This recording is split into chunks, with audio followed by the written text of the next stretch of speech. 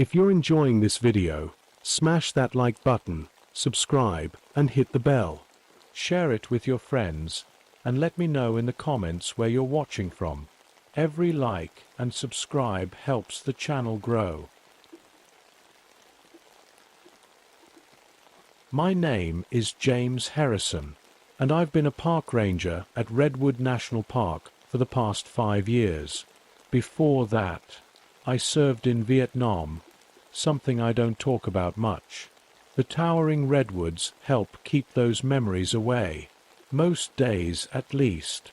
Their ancient presence makes my troubles feel small, like specks of dust in the sunlight that filters through their branches. But last week, everything changed. It started with the deer.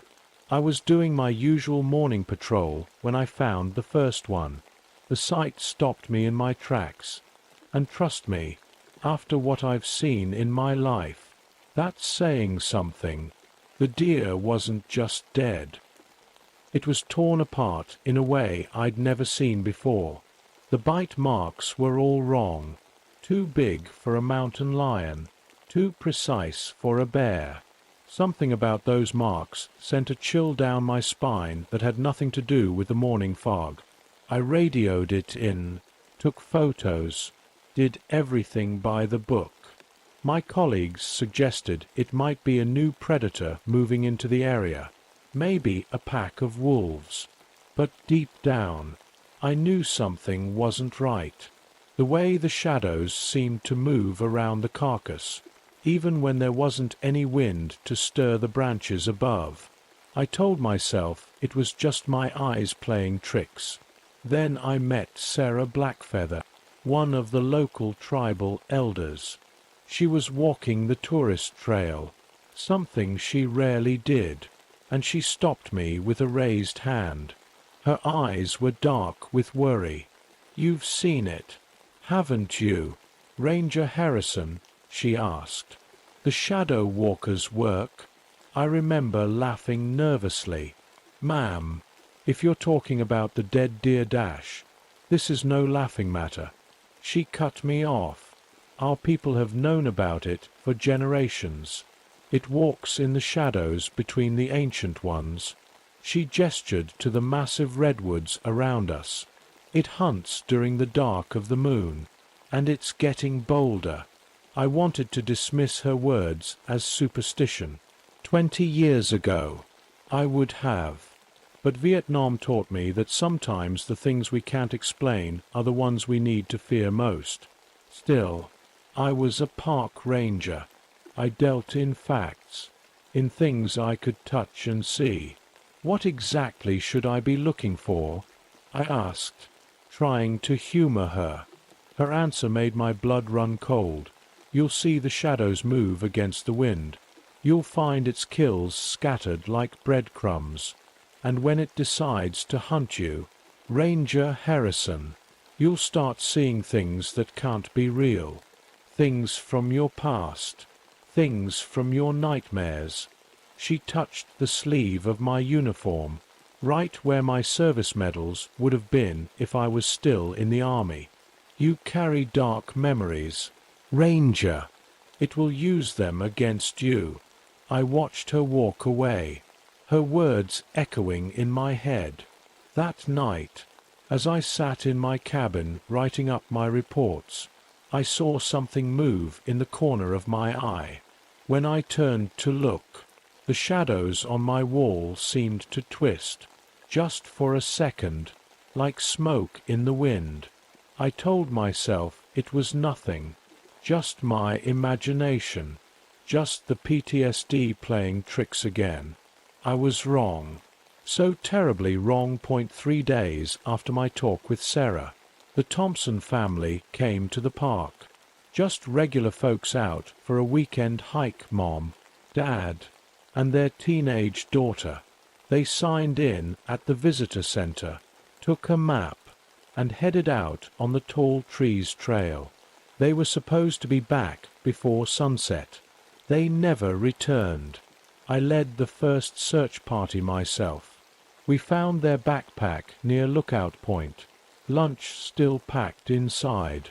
Half a mile away, we discovered Mrs. Thompson's camera hanging from a branch. The strange thing was, it shouldn't have been there. That spot wasn't anywhere near the trail they were supposed to be on. As I reached for the camera, I saw it again. The shadows between the trees. They moved wrong, like dark water flowing uphill. I blinked hard, and everything looked normal again. But my hands were shaking so bad I almost dropped the camera. The next day, 2 college students disappeared from the same area. Their tent was still set up, sleeping bags unzipped like they'd just gotten up for a minute. We found one of their phones 3 miles away, at the base of an old redwood. It was still recording a video. I watched that video alone in my office that night. Most of it showed normal camping stuff, them setting up their tent, joking around. But in the last few seconds, something changed. The shadows behind them grew darker, deeper. One of the students turned suddenly, like they heard something. Then the phone dropped, and the video ended. I rewound it, played it again. That's when I noticed something that made my throat go dry. In the background, just before the phone dropped, I saw something that looked like me, but I hadn't been anywhere near their campsite that day. The third disappearance broke me. It was a local guy, Ben Martinez, who'd been hiking these trails for 30 years. We found his walking stick first, then his hat, then his glasses, all spread out in a line that made no sense, like breadcrumbs in a twisted fairy tale. By then, the other rangers were starting to worry about me. I could see it in their faces when I tried to explain about the shadows, about the things I was seeing. They thought the stress was getting to me, bringing back old problems from the war. Maybe they were right, but I knew what I saw. That night in my cabin, I laid out everything we'd found from the missing hikers on my desk. The backpack, the camera, the phone, the walking stick. I was staring at them, trying to make sense of it all, when the power went out. In the sudden darkness, I heard something scratch against my window. When I turned to look, I saw my own face staring back at me, grinning with teeth that were much too sharp to be human. I grabbed my flashlight and gun, but when I shined the light at the window, there was nothing there, just the dark woods and the endless shadows between the trees. But I knew I wasn't alone anymore. Something was watching me, hunting me, and it was just getting started. After that night at my cabin, things got worse, much worse. I couldn't trust my own eyes anymore. Every time I walked the trails, the shadows would play tricks on me. They'd twist into shapes from my past, fellow soldiers from Vietnam, the missing hikers, even myself. Chief Ranger Martinez called me into his office on a rainy Tuesday morning. His face was lined with worry as he pushed a piece of paper across his desk. "Take some time off, James," he said softly. "Just a few weeks. Get some rest." I should have taken the leave. Any sane person would have. But I couldn't, not with 3 families still waiting for answers about their missing loved ones. That afternoon, I went back to the spots where we'd found the hikers' belongings. I brought my camera, thinking maybe I could catch something on film. The shadows seemed to follow me, always staying just at the edge of my vision. The trees felt different too. Their massive trunks, which had always made me feel safe before, now looked like prison bars closing in around me. Then I heard it, a voice calling my name. It sounded exactly like Tommy Chan, My old squad mate from Vietnam. The same voice I'd heard calling for help the night he died. "It's not real," I whispered to myself, gripping my flashlight tighter. "Tommy's been gone for 20 years." But the voice kept calling, moving deeper into the woods. Against my better judgment, I followed it. The forest got darker with each step, even though it was only mid-afternoon. The shadows between the trees grew thicker, like pools of black water. I found myself in a small clearing I'd never seen before. The ground was covered with strange marks, not animal tracks, but not human footprints either.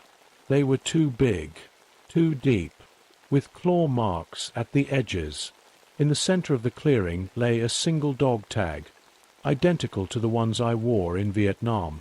When I picked it up, my hands were shaking so bad I almost dropped it.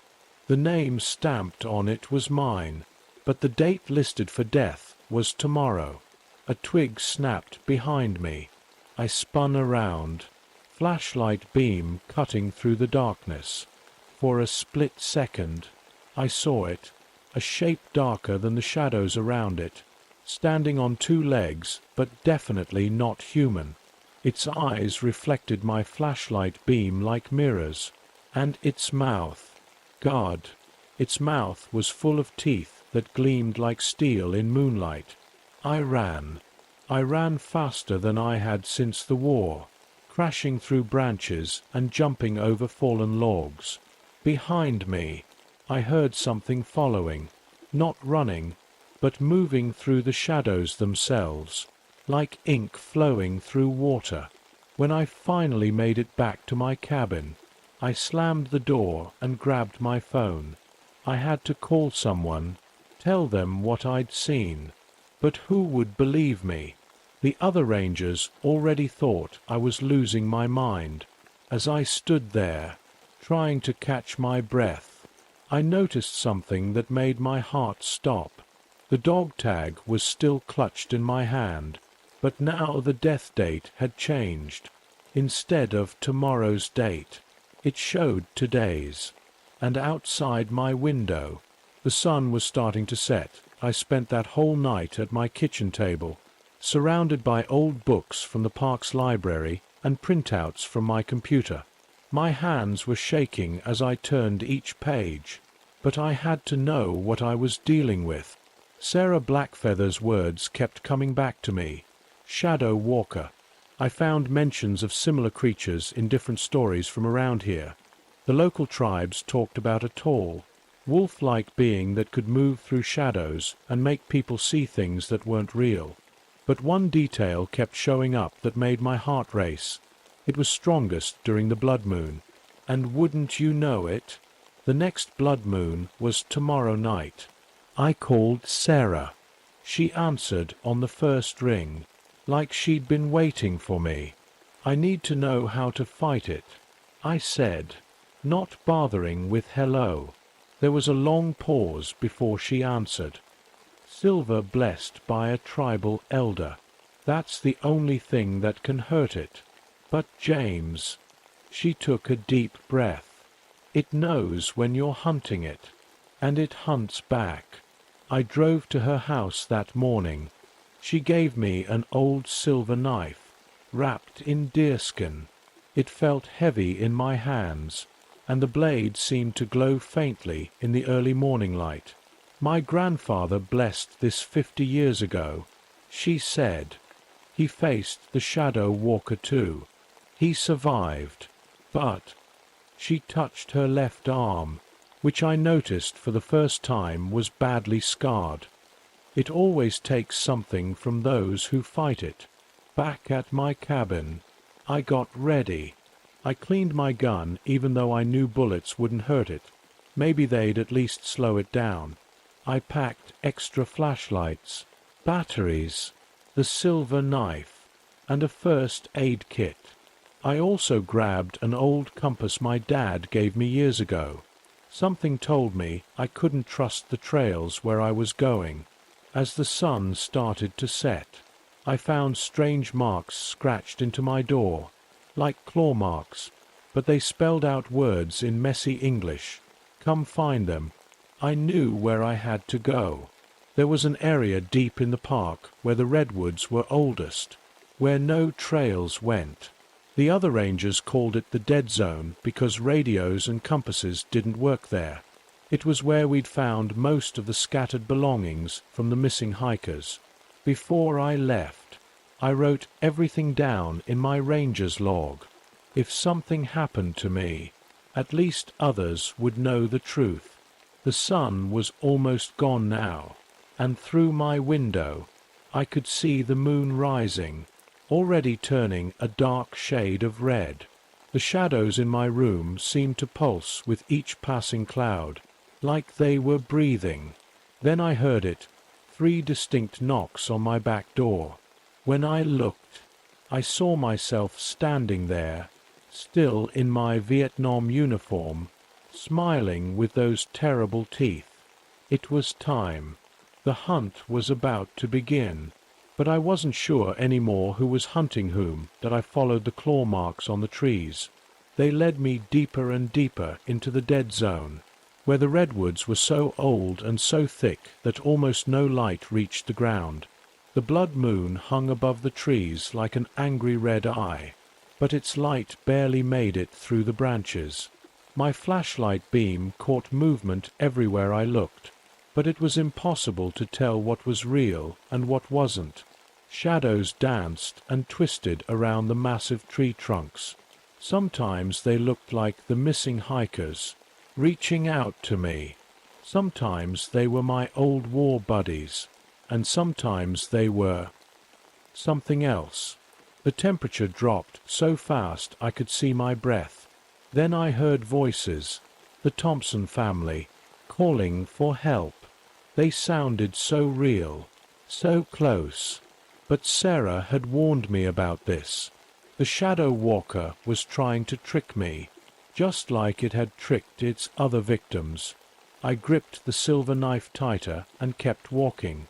My compass was spinning in circles now, and my flashlight was getting dimmer even though I'd just put in fresh batteries. The shadows were getting stronger. That's when I found it. A clearing I'd never seen before, even though I thought I knew every inch of this park. The ground was littered with belongings from the missing hikers, clothes, bags, cameras, and at the center stood the biggest redwood I'd ever seen. Its trunk was wider than a car, and its bark was stained with something dark that looked too much like blood. As I stepped into the clearing, every shadow around me went still. The air felt like ice in my lungs. Then I heard something behind me, not footsteps, but a sound like silk sliding over leaves. I spun around, and there it was. The Shadow Walker stood on 2 legs, tall as a bear but shaped more like a wolf. Its fur was darker than the darkest night, seeming to swallow my flashlight beam. Its eyes glowed red like the moon above, and its mouth, that terrible mouth full of steel-sharp teeth, was curved into what looked like a smile. "Where are they?" I demanded, trying to keep my voice steady. "The people you took?" It cocked its head to one side, almost like a curious dog. When it spoke, its voice sounded like rocks grinding together. "Safe. Sleeping. Just like you should be. James Harrison." It knew my name. Of course it knew my name. I raised the silver knife, and its smile disappeared. It lunged at me faster than anything that big should be able to move. I dove to the side, feeling its claws tear through my jacket like it was paper. We fought in the darkness, the blood moon painting everything in shades of red. The creature was everywhere and nowhere, using the shadows like doors, appearing behind me, beside me, above me. Each time I swung the knife, it would melt into darkness just before the blade struck. I was losing, And I knew it. Blood ran down my left side where its claws had caught me. My flashlight was dead now, leaving only the dull red moonlight filtering through the trees. Then I remembered something Sarah had said. It always takes something from those who fight it. Maybe that was the answer. Maybe you had to give something to win. When the shadow walker lunged again, I didn't dodge. Instead, I let it grab my right arm with its terrible claws. As pain shot through me like fire, I drove the silver knife up with my left hand, straight into its chest. The creature's scream shook the leaves from the trees.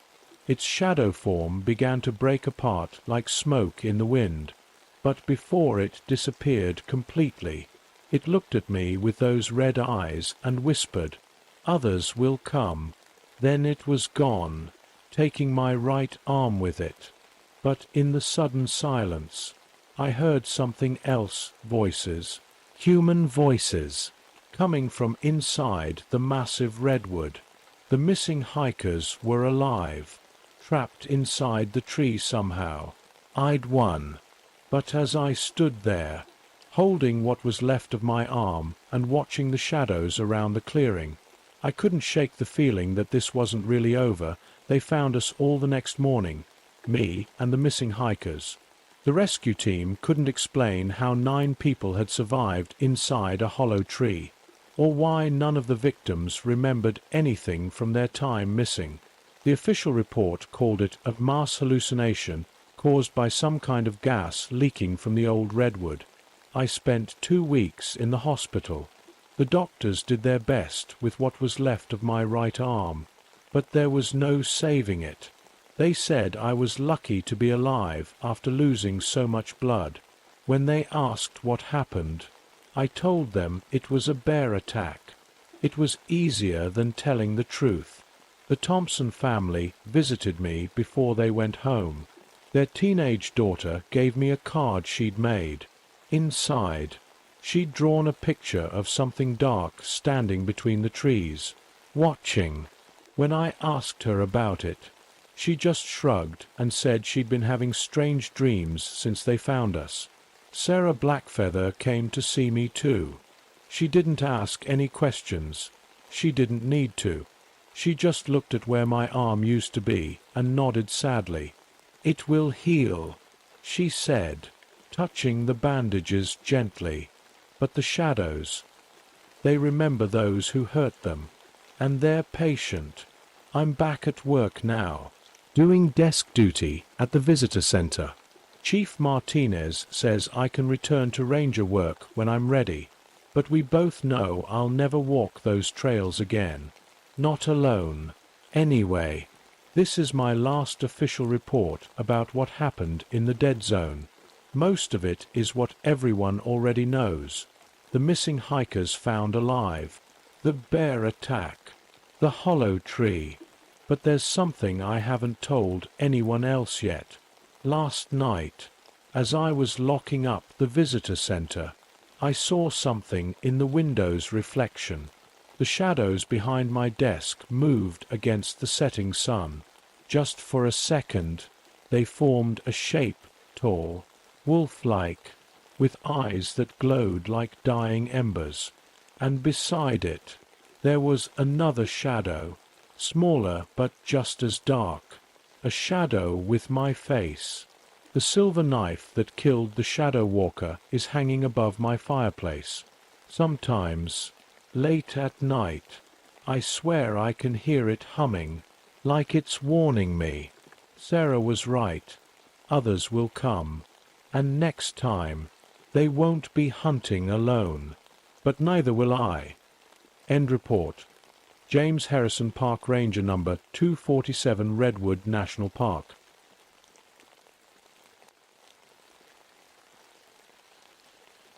My name is Michael Torres, and I've been a park ranger at Rocky Mountain National Park for the past 8 years.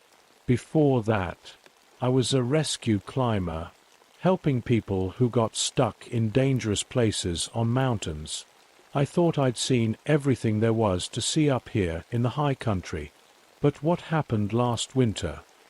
Well, it changed everything I believed about these mountains. I still remember that morning like it was yesterday. It was early January 1978, and the temperature was way below zero. I was sitting in my warm office, drinking my third cup of coffee, when Jenny from dispatch called. "Mike, we've got a problem," she said, her voice shaking a little. "A family of 4 hasn't checked in. They were supposed to return from their camping trip 2 days ago." My stomach dropped. 2 days late in winter? That wasn't good. Not good at all. "What do we know about them?" I asked, already reaching for my gear.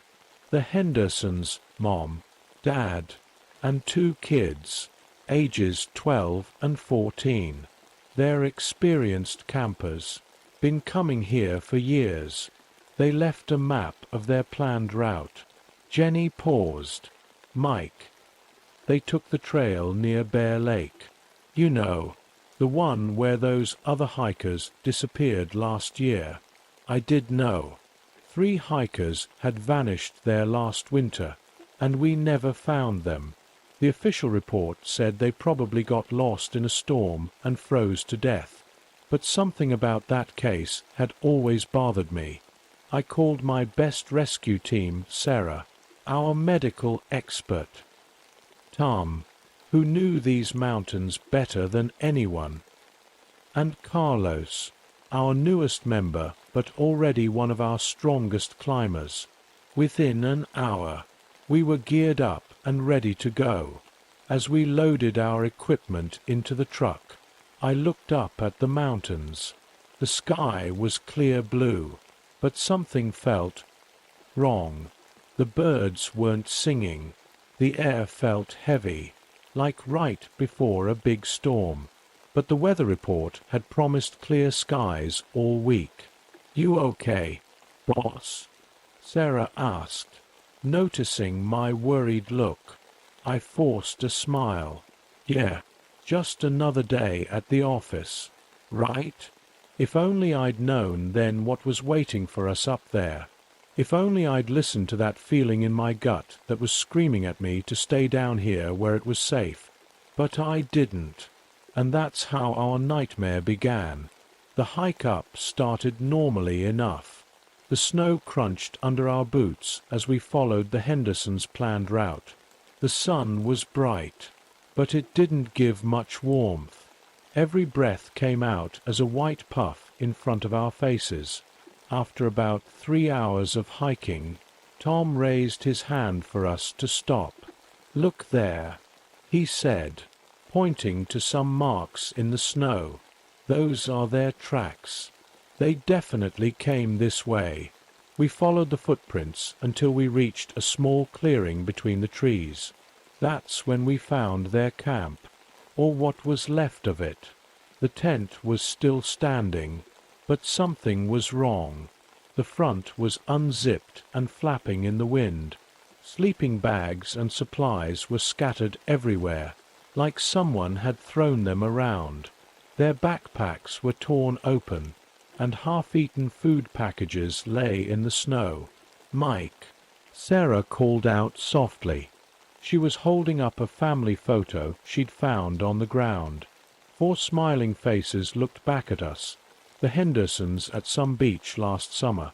The photo was stained with something dark. I didn't want to think about what it might be. Carlos walked the edge of the camp, studying the ground. "The tracks are weird, boss," he said, frowning. "They go in all directions, like they were running around in panic. But there's something else." He pointed to a set of marks in the snow that made my blood run cold. They were like footprints, but bigger than any human or animal prints I'd ever seen. I was about to take a closer look when we heard it, a sound that didn't belong in these mountains. It was like a whisper carried on the wind, but it sounded almost like words, like someone calling for help. but not quite human. "Did you hear that?" Tom whispered. We all nodded, moving closer together. The sun was still shining, but the air suddenly felt colder, much colder.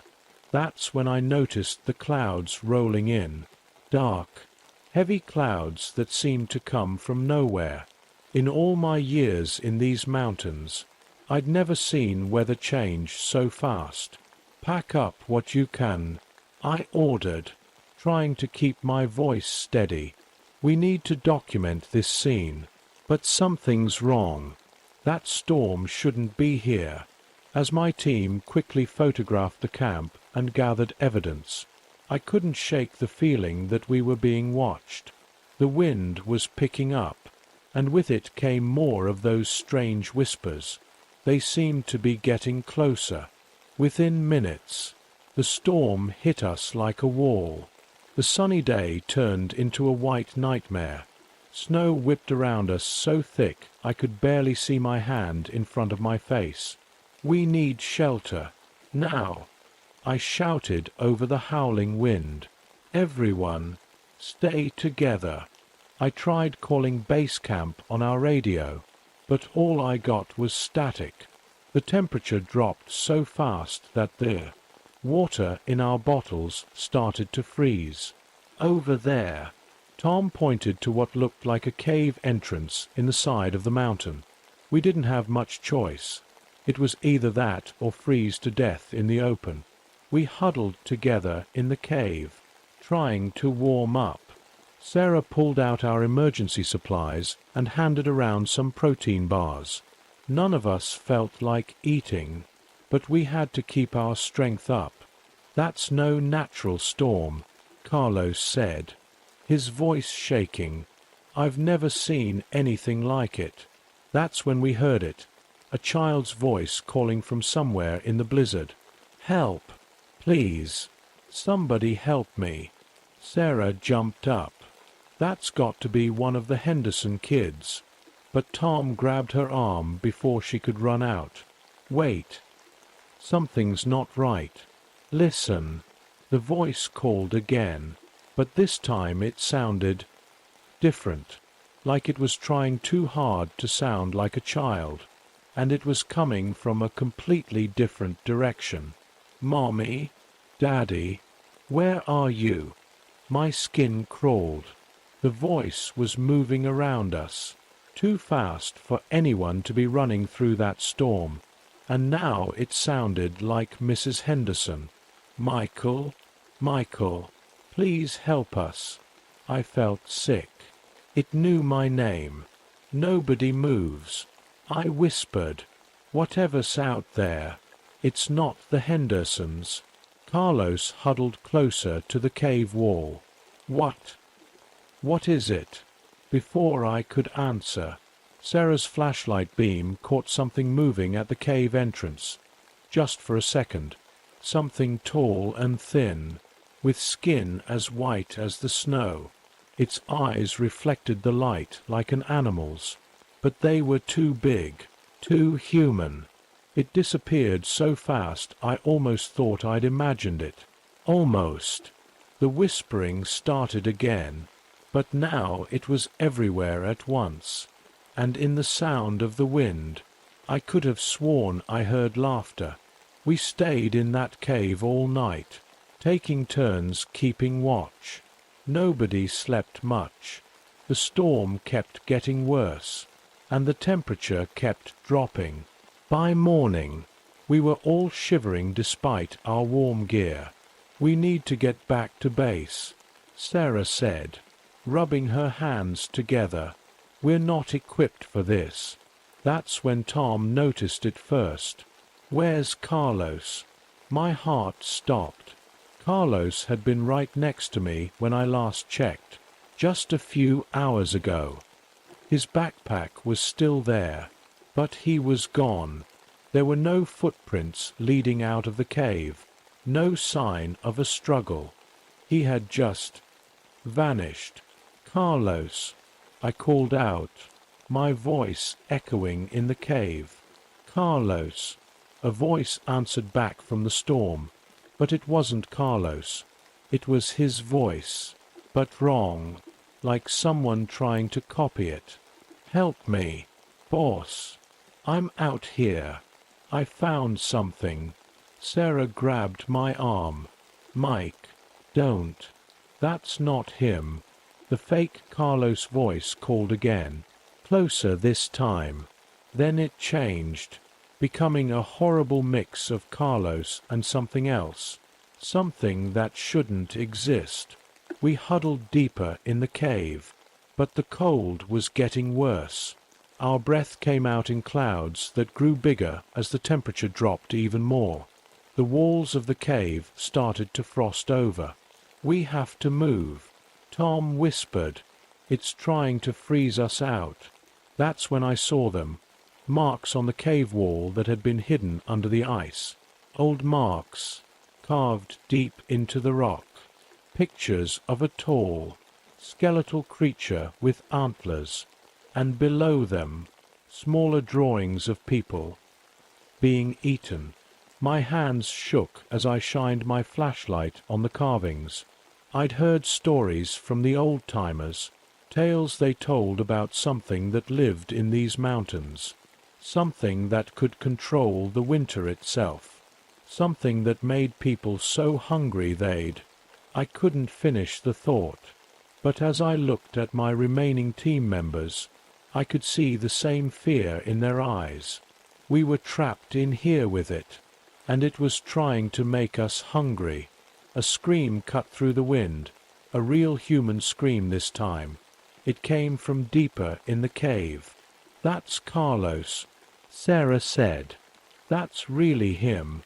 Before I could stop her, she took off running into the darkness. Tom went after her, and I had no choice but to follow. The beam of my flashlight bounced off the icy walls as we ran deeper into the mountain's heart, following the echoes of our friend's voice. We should have stayed in the front of the cave. We should have known better, but we didn't. The tunnel went down, down, down. Ice covered everything, making the floor slippery. Our flashlight beams showed frozen waterfalls on the walls, like giant icy teeth. The air got colder with every step. Then Sarah's light caught something ahead. "Oh no!" she whispered. "Oh God, no!" It was Carlos's jacket, frozen solid against the wall. Next to it were 4 more jackets, smaller ones. The Hendersons. Tom touched one of them. "They're not. There's no one in them." That's when we heard the crunching sound, like someone eating something frozen. My light found Carlos first. He was sitting against the wall, alive but different. His eyes were wide and empty, and his mouth was full of something dark. When he saw us, he didn't even recognize us. He just kept eating. Next to him were the remains of his own emergency food, torn apart. But he wasn't eating that. He was eating. "Don't look," I told Sarah, but it was too late. She saw what was left of the Henderson family. The thing wearing Carlos's face smiled at us, teeth stained red. "So hungry," it said in his voice. "You'll be hungry too.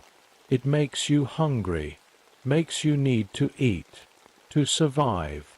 Something moved in the shadows behind him, something tall and white, with antlers made of ice. Its ribs showed through its skin, and its fingers were long, sharp icicles. But its eyes were the worst part. They were black and empty, like holes in the world. The Wendigo, the winter hunger spirit, the thing that makes you so hungry you'd eat.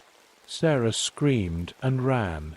Tom fired his flare gun at the creature, filling the cave with red light.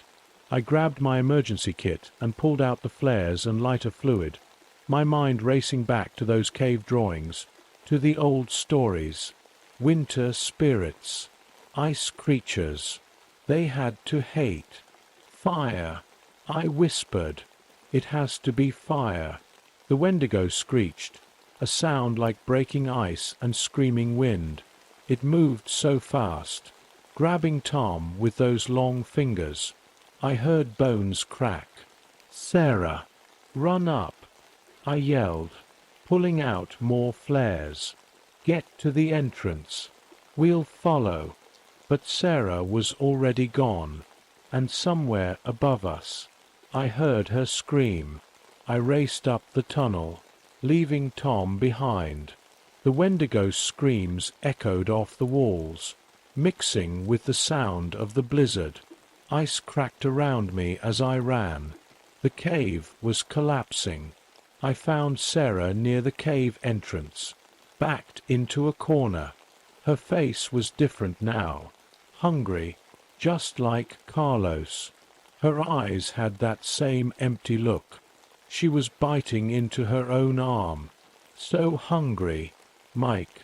She whispered, "It's in my head. Make it stop." The Wendigo appeared behind her, its icy claws reaching. But this time, I was ready. I threw the flare, hitting it right in the chest.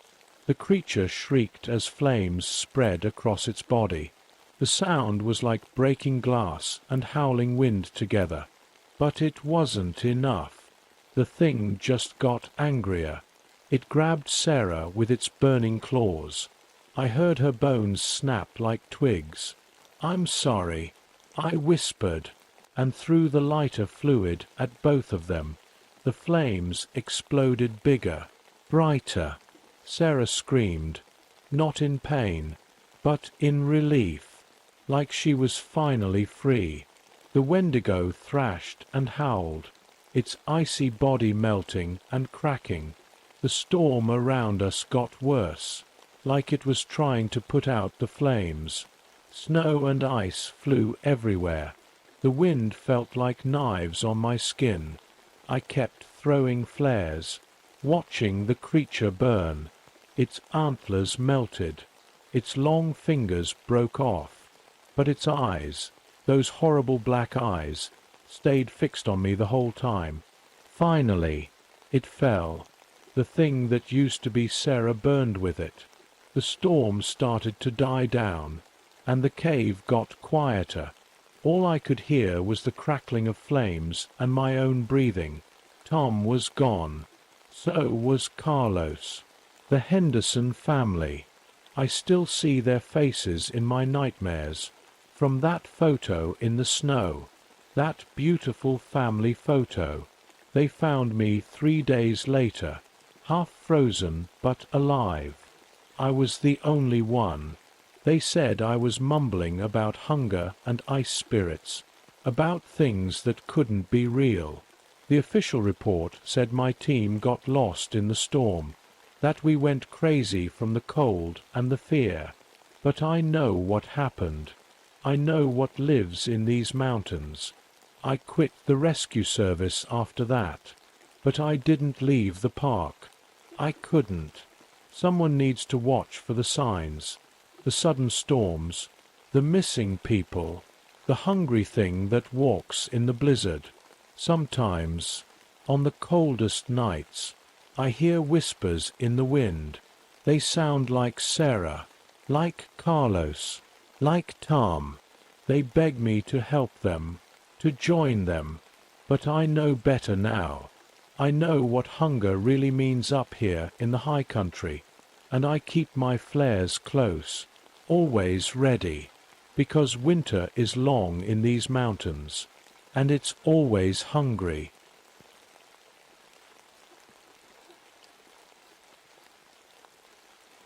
My name is Robert Williams, but everyone around Echo Lake calls me Bob. I've been a park ranger here at Mount Baker Snoqualmie National Forest for over 20 years now. The tall pine trees, misty mornings, and the quiet lake waters have been my home longer than I can remember. Well, they were quiet until last summer, when everything changed. I should have noticed something was wrong sooner. Maybe if I had, those kids would still be alive. But let me start from the beginning. After my wife, Sarah, passed away 5 years ago, this job became my whole life. Every morning, I'd wake up in my small cabin near the ranger station, put on my green uniform, and start my rounds. The familiar smell of pine needles and damp earth would follow me everywhere. Most days, I'd check on campers, make sure no one was leaving food out for bears, and keep an eye on the hiking trails. Simple stuff. Really, Echo Lake was always the jewel of my route.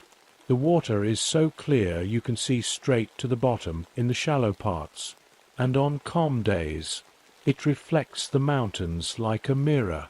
Tourists love it here in the summer. Families swimming, teenagers camping, fishermen trying their luck. I used to joke that this place was so peaceful, it could get boring. I wish I could go back to those boring days. It all started in early June when Mrs. Peterson, who runs the general store near the park entrance, mentioned that she hadn't seen the Collins family in a while. They were regular swimmers, came every weekend with their kids.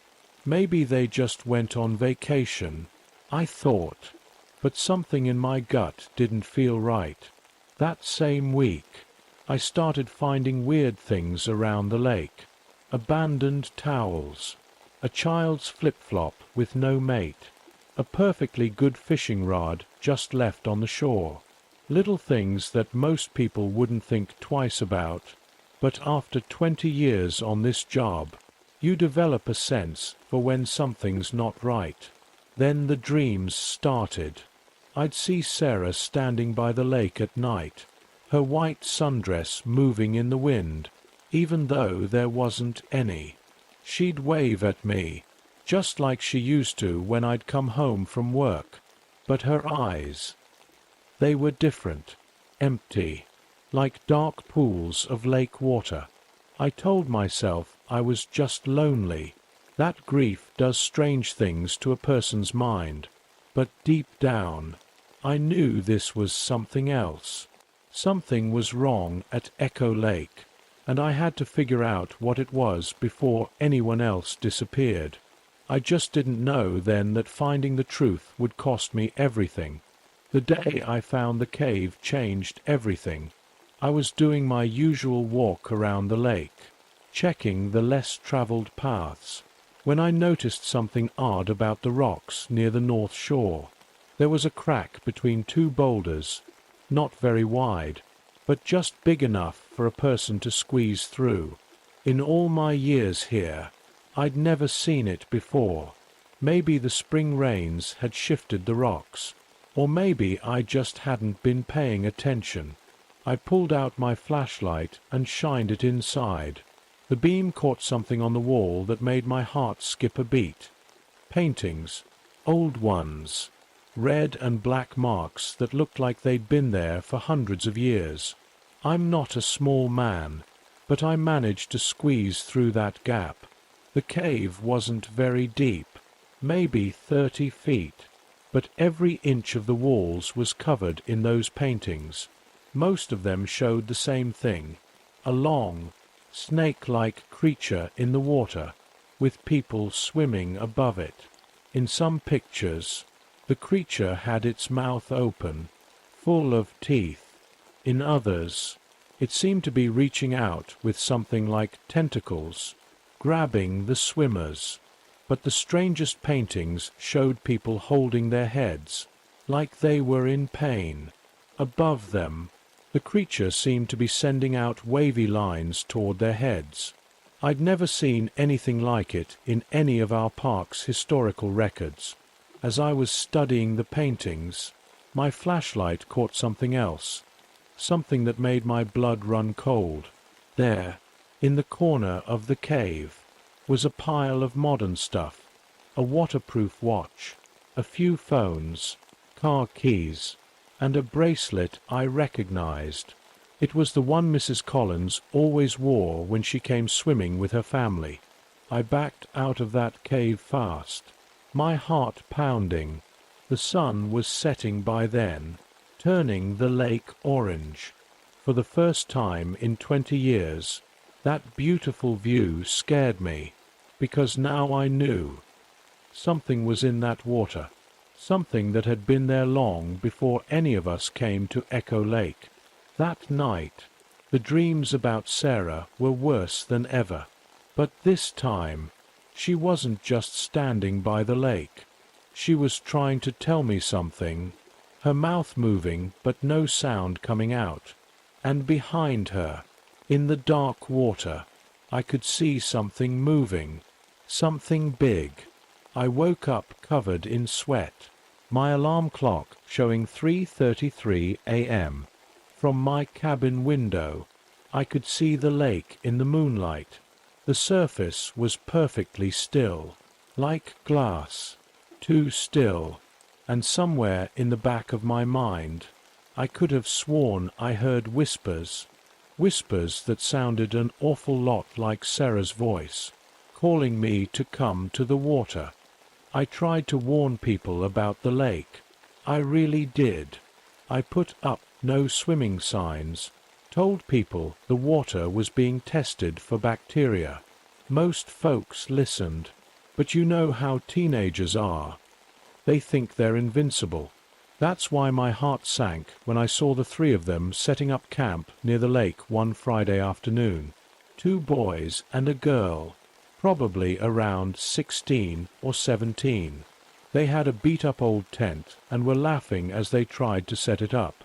I recognized one of them, Mike Thompson, the local grocery store owner's kid. The others must have been his friends from the city. I walked over, trying to sound casual. "Hey there, folks. I'm Ranger Williams. I hate to tell you this, but the lake's off-limits for swimming right now." "Oh, come on, Ranger Bob," Mike said, grinning. "We're not going to tell anyone. Just one night of camping. That's all. I should have made them leave. Should have called their parents. But I didn't want to seem crazy, telling them about cave paintings and missing people. So I just warned them again and walked away. That decision will haunt me forever.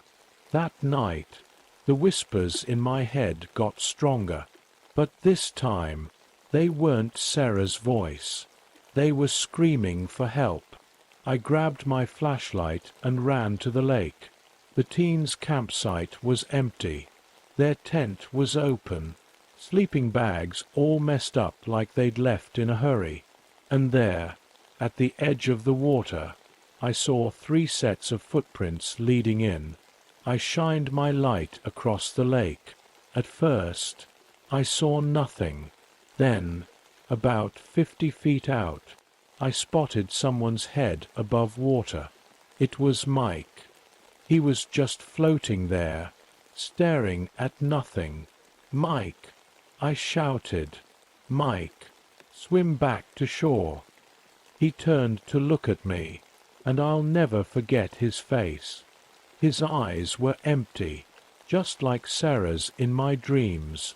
He smiled, a weird, peaceful smile, and said, "Mom, Dad, I can see them. They're under here. They want me to join them."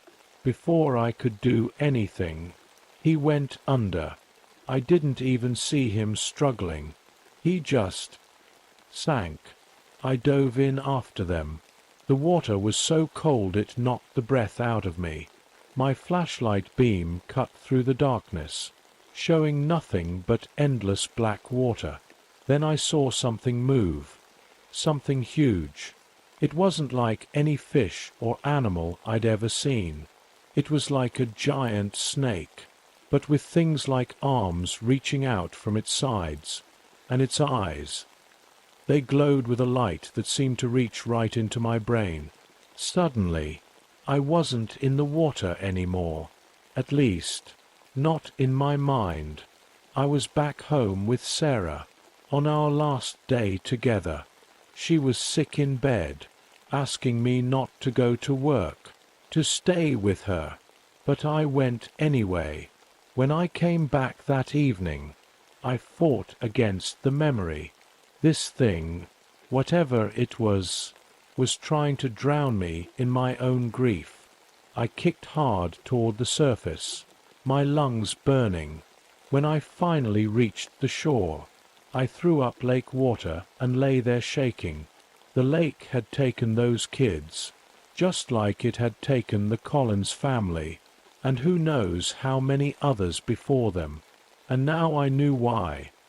This thing didn't just want bodies. It wanted our pain, our regrets, our worst memories. It fed on them somehow. After that night, I couldn't sleep. I spent hours in the library, reading old newspapers and local history books. What I found made my skin crawl. Every 10 or 20 years, there would be a string of drownings in Echo Lake. The newspapers called them accidents, but I knew better now. I also found stories from the local Native American tribes about a creature they called the Grief Eater. They said it could make people see their lost loved ones, pulling them into the water by showing them what they missed most.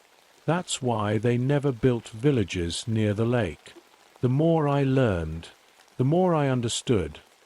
This thing had been here for hundreds, maybe thousands of years. It didn't just kill people. It tortured them first with visions of their worst memories and deepest regrets. Then, when they were weak and hopeless, it pulled them under. I knew I had to stop it. But how do you kill something that's survived this long? The answer came to me one night when I saw Sarah again by the lake. This time, I didn't run away. I walked right up to where she stood. "You're not real," I said. "You're not Sarah. You're just what I remember of her, what I miss about her, and I'm done being afraid of memories." The vision of Sarah flickered like a bad TV signal. Behind her, I saw something break the surface of the lake. Those glowing eyes, that snake-like head. But this time, it looked confused, angry. That's when I figured it out. This creature fed on grief and regret. But what would happen if someone faced it without fear? What if someone accepted their pain instead of running from it? I spent the next day preparing. I wrote letters explaining everything, in case I didn't make it. I gathered up old photos of Sarah, our wedding, ring, all the things that made me sad to look at. I put them in a waterproof bag and waited for night to fall. Just before midnight, I walked down to the lake. The moon was full, making the water glow silver. I could feel it in my head already. The whispers, the memories, Sarah's voice calling me. "Come on," I said out loud. "Show me what you've got. Show me everything." The water began to move. Not just ripples, but big waves, like something massive was coming up from the depths. The creature rose up, bigger than I'd ever seen it. Its body was like black oil, those weird arm things reaching out toward me. Its eyes locked onto mine, and the visions started. I saw Sarah's last day again. I saw the Collins family drowning. I saw those teenagers sinking into the dark. I saw every mistake I'd ever made, every person I'd failed to save. The pain was worse than anything I'd ever felt. But this time, I didn't fight it. I let the memories come. I thought about Sarah, not just her death, but her life, our happy times together, her laugh, The way she loved watching thunderstorms from our porch. I thought about how lucky I was to have had those years with her, even if they ended too soon. The creature didn't like that. Its movements became jerky, desperate. It tried to show me worse and worse things, but each memory just made me stronger, because now I understood. Our grief only has power over us if we let it. The creature was getting weaker. I could feel it, but I knew showing it my memories wouldn't be enough. I had to get it out of the water. I started walking backward up the beach, away from the lake. The creature followed me, like a dog chasing a bone. Its long body scraped against the sand, making a horrible scratching sound. Those arm things reached for me, trying to grab me, but I kept backing up. Sarah wouldn't want anyone else to die here. I said out loud, "No one else should lose their family to you." The creature lunged at me. I dove to the side, but one of its arms caught my leg. The touch was like ice, and suddenly my mind was full of Sarah again, but not her smile this time. I saw her in the hospital, saw her last breath, felt that moment when I knew she was gone forever. I screamed, but I didn't try to get away. Instead, I grabbed onto the creature's arm with both hands. It was like touching frozen slime, but I held on tight. The creature tried to pull back toward the water, but I dug my heels into the sand. "You want my grief?" I shouted. "Then come and get it. All of it." I opened my mind completely, showing it everything. Every happy memory with Sarah, every sad one, every moment of love and loss. The creature writhed and thrashed, making a sound like 1,000 whispers all at once. It tried to pull away, but I wouldn't let go. More arms grabbed me, pulling me toward the lake. But for every sad memory it showed me, I answered with a happy one. For every regret, a moment of joy. The creature's skin began to dry out in the night air, cracking like mud in the sun. I knew then what I had to do. With the last of my strength, I wrapped my arms around its neck and pulled. We rolled together, away from the water's edge. The creature's body was getting lighter, more brittle. Its eyes weren't glowing anymore. They looked dull and scared. "It's over," I whispered. "No more feeding on people's pain. No more families torn apart." The creature gave one last terrible scream, not in my head this time, but in the real world. Its body started to crumble, like wet paper left in the sun. Piece by piece, it fell apart until there was nothing left but a pile of grey dust on the sand. I lay there for a long time, looking at the stars. My whole body hurt, and my mind felt like it had been through a washing machine. But for the first time in years, I felt at peace. The next day, I called in every favor I had. The lake was drained, officially because of structural problems with the dam. What they found at the bottom made national news. Hundreds of bones, going back decades. The papers called it a mass burial site, wondering if it was the work of a serial killer. They put up new signs around Echo Lake after they refilled it. Warning: unstable shoreline. No swimming. The locals whisper about what really happened, but most people just shake their heads and call it a tragedy. Sometimes, on quiet nights, I still walk down to the lake. Sometimes I even see Sarah there, but it's different now. She's just a memory, a good one, not a weapon being used against me. The water stays calm these days, just ordinary lake water moving in the breeze. But if you're ever up here in Mount Baker Snoqualmie National Forest, and you see the signs around Echo Lake, do yourself a favor. Stay on the trail. Some things are better left in the deep water, and some memories don't need to be awakened.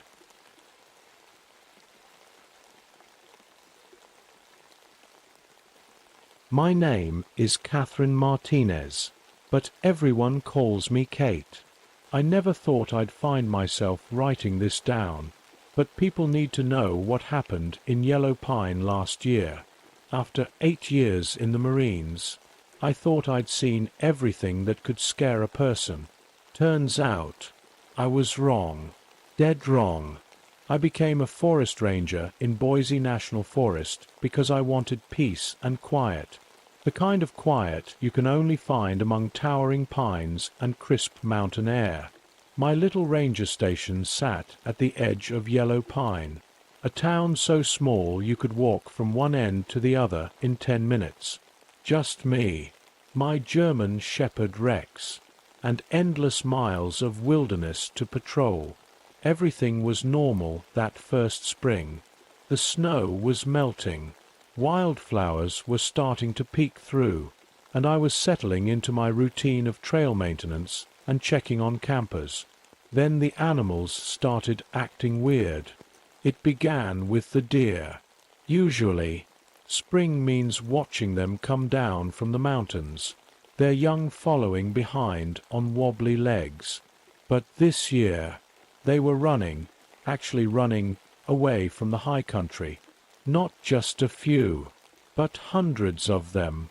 They rushed past my truck one morning, eyes wide with fear, like they'd seen something that scared them worse than humans.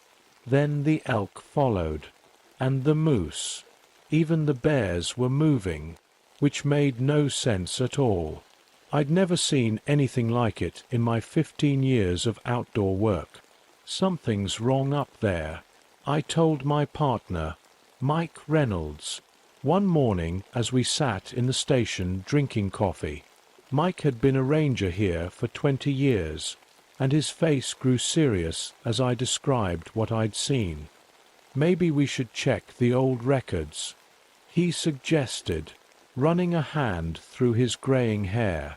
See if anything like this has happened before. That's when we found the journal, stuffed in the back of a filing cabinet, its pages yellow with age, was the personal diary of Thomas Cooper, a ranger from 1992. The first entry seemed normal enough, but as I flipped through the pages, my hands started to shake. The animals know. He'd written in increasingly messy handwriting. They can see when it's not really their own kind anymore, when something else is wearing their skin. I should have taken those words more seriously, should have called for help right then. But who would believe a story about animals acting strange and some old ranger's crazy journal? By the time I realized the truth, it was already too late. The thing about horror is, it doesn't announce itself with dramatic music like in the movies.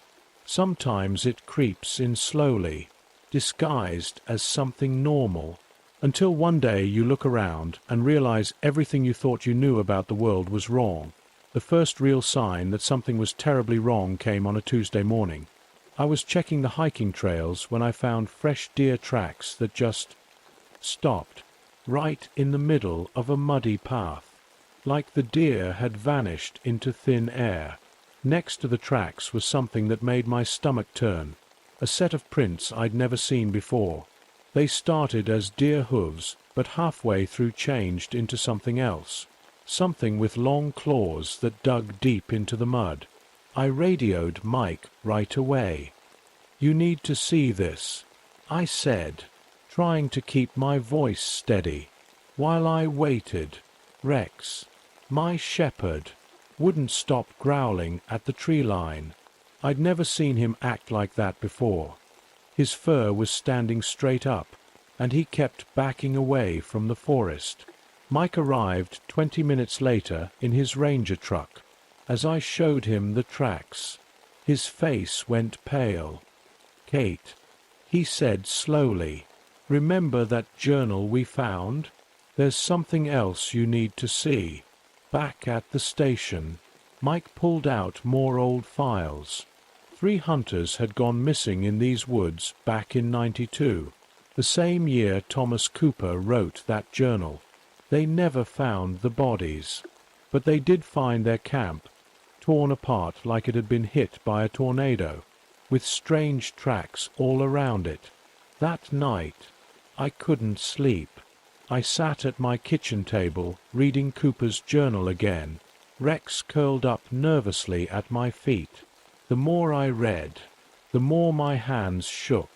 Cooper wrote about seeing animals that moved wrong, like something was wearing their skin but didn't know how to use it properly. He described watching a deer that turned its head completely backward to look at him, a fox that walked on its hind legs, an owl that screamed in a human voice. I told myself he was crazy, had to be, but then the calls started coming in. First, it was Mrs. Henderson from the general store. Her husband Tom, an experienced hunter, hadn't come home from his morning hunt. Then 2 days later, the Williams brothers went missing while checking their deer stands. The searches turned up nothing, just more of those strange tracks, always changing from normal animal prints into something else. And each time, Rex would refuse to follow the trail, whining and pulling back toward the truck. But the worst part was the eyes. Every animal I saw started looking at me different.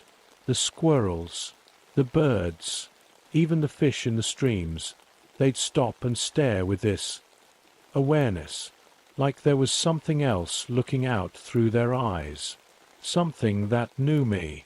One evening, Mike and I were patrolling near Old Ridge Road when we saw it, a coyote standing in the middle of the path, just standing there on 2 legs, watching us. When Mike shone his flashlight on it, it smiled. I don't mean like a dog showing its teeth. It smiled like a person.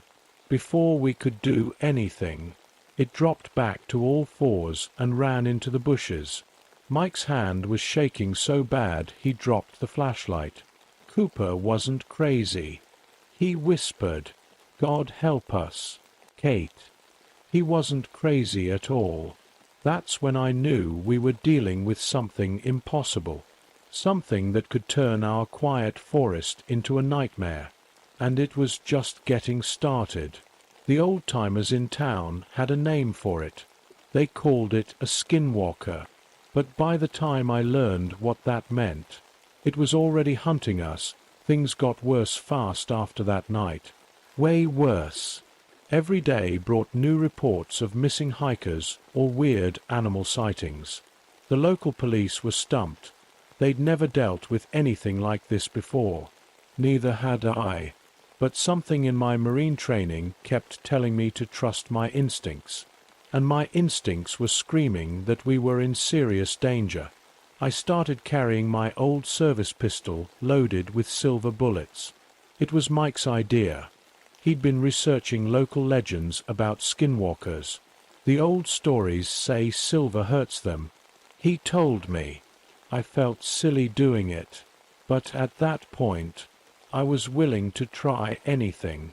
One morning, I got a call about strange noises near Thunder Creek. When I got there, I found a campsite that made my blood run cold.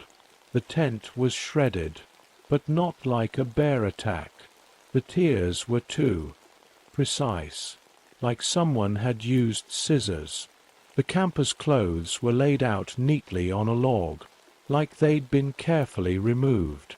But there was no blood, no signs of a struggle, just those weird tracks again, starting as bare prints and morphing into something with fingers. That's when I heard it, a sound that still haunts my dreams, a perfect copy of a human scream coming from a hawk circling overhead. The same scream I'd heard on the missing camper's voice message when they'd called for help.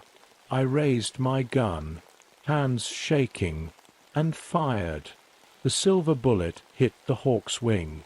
It should have dropped from the sky, but instead, it just laughed, a deep, human laugh that no bird should ever make, and flew away. When I got back to the station, Mike was different, quiet. His movements were stiff, like he was wearing clothes that didn't fit right. When he smiled at me, it was all wrong, too wide, too many teeth.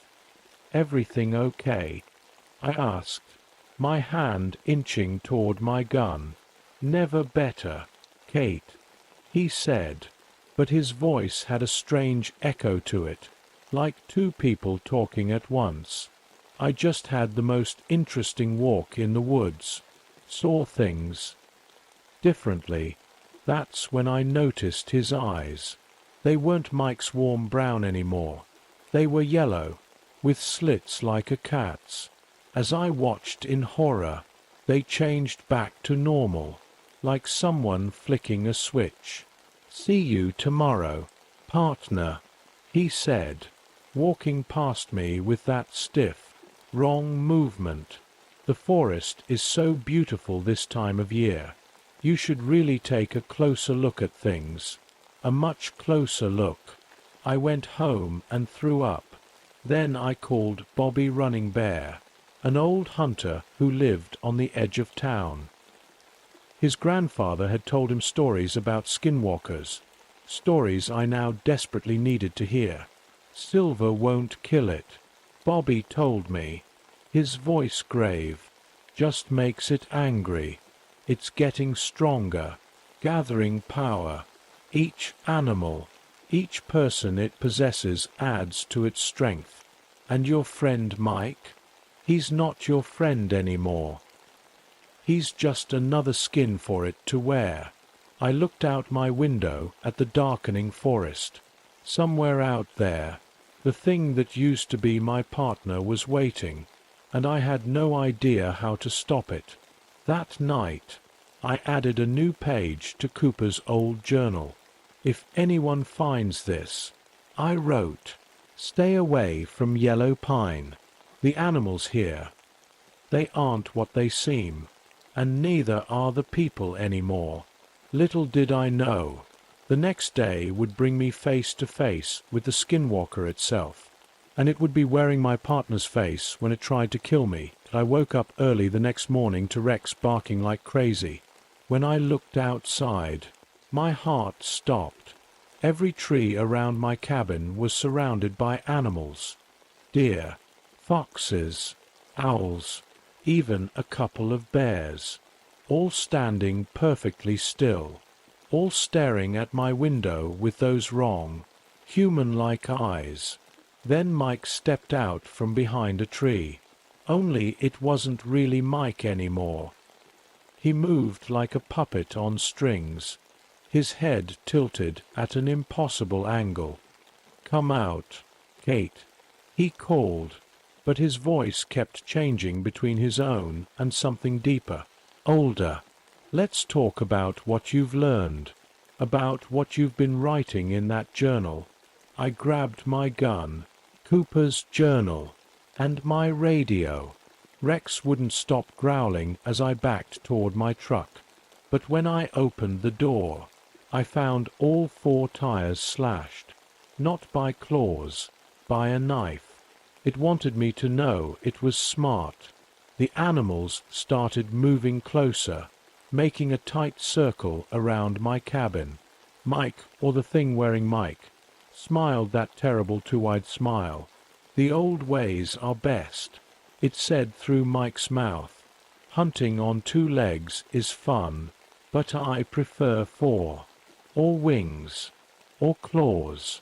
Want to see." Then it happened.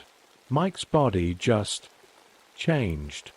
His skin rippled like water, and suddenly there was a massive mountain lion where he had been standing. But the eyes, those yellow, slitted eyes, stayed the same. I fired twice. The silver bullets hit it square in the chest. The mountain lion screamed, a sound half animal, half human, and stumbled back. But it didn't fall. Instead, it laughed that horrible laugh again. Silver stings. Ranger. It growled in that double voice. But I'm too strong now. Too many skins to wear. Too many minds to use. That's when I remembered something from Cooper's journal. Something about fire. The skinwalker had avoided the campfires. Stayed away from the burn zones. I ran back into my cabin, grabbing my emergency flares. When I shot one at the mountain lion, it shrieked and jumped back. All the animals scattered, fear replacing that creepy awareness in their eyes. Normal animal fear. Fire. I whispered, "You're afraid of fire." The mountain lion's form rippled again, changing back into Mike's shape. But now it looked angry. Really angry. "I'll wear your skin next." It snarled. "Make your dog watch as I take you over. Then I'll wear him too." I had to get to the fire tower. It was the highest point in the forest, full of emergency supplies, and more importantly, fuel and flares. But between me and the tower were 2 miles of forest, 2 miles of territory it controlled. Rex pressed against my leg, whining. I looked down at my faithful dog and made a decision. If this thing wanted to hunt me, fine. But Marines don't go down without a fight. I lit another flare, grabbed Cooper's journal, and ran into the forest. Behind me, I heard it laugh, that awful sound that was neither human nor animal. The hunt was on, and I knew that only one of us would survive the night. Running through a dark forest is scary enough. Running while being chased by something that can be any animal it wants, that's terrifying. Every sound made me jump, every branch crack, every leaf rustle. I couldn't trust anything anymore, because anything could be it. Rex stayed close, warning me with low growls when something got too near.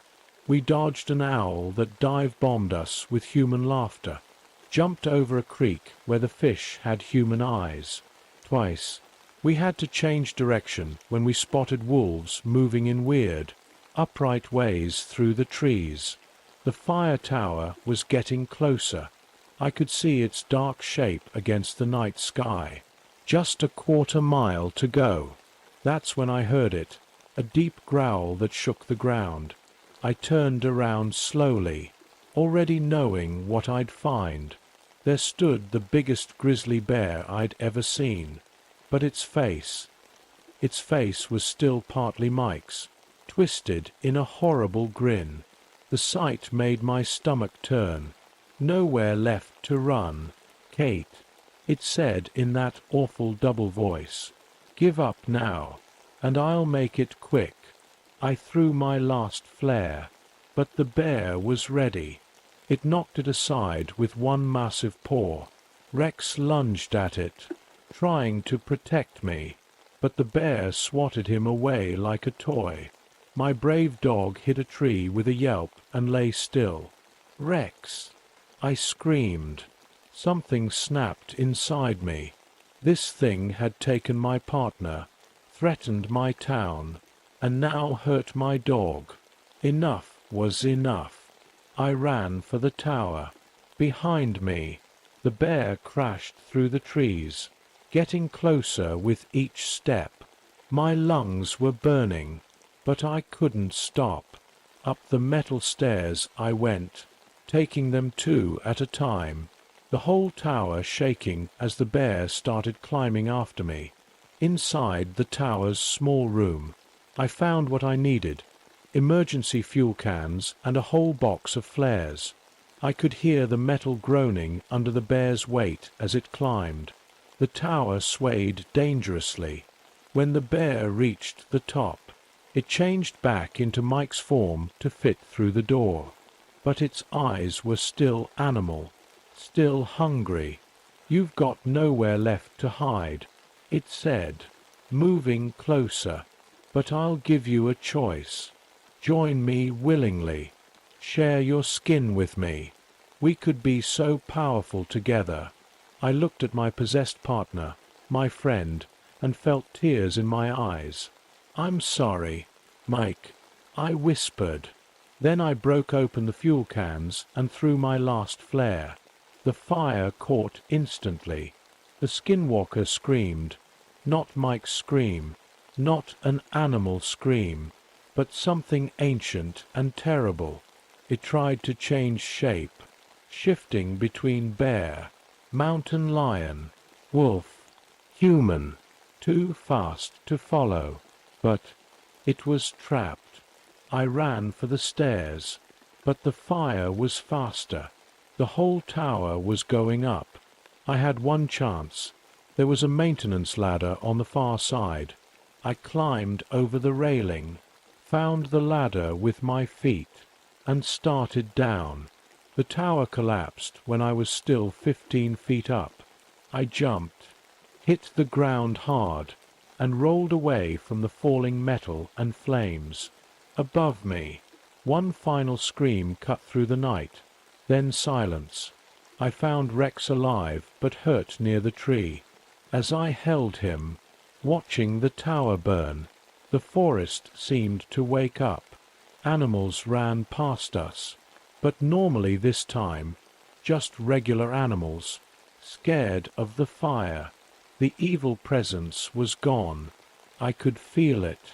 Later, they found Mike's badge in the ashes. They blamed him for the missing people, said he must have had some kind of breakdown. The official report called it a tragic case of a ranger gone mad. I lost my job, of course. Setting fire to a historic tower tends to do that. Rex and I moved to Arizona, where the desert feels safer than any forest. But sometimes, on dark nights, I think about that journal, about Cooper's warnings, about how the skinwalker talked about the old ways, and I wonder, are there more of them out there? Because last week, I got a call from a ranger in Montana. She said the animals are acting strange, said they're all running away from something in the high country. I hung up the phone and hugged Rex close.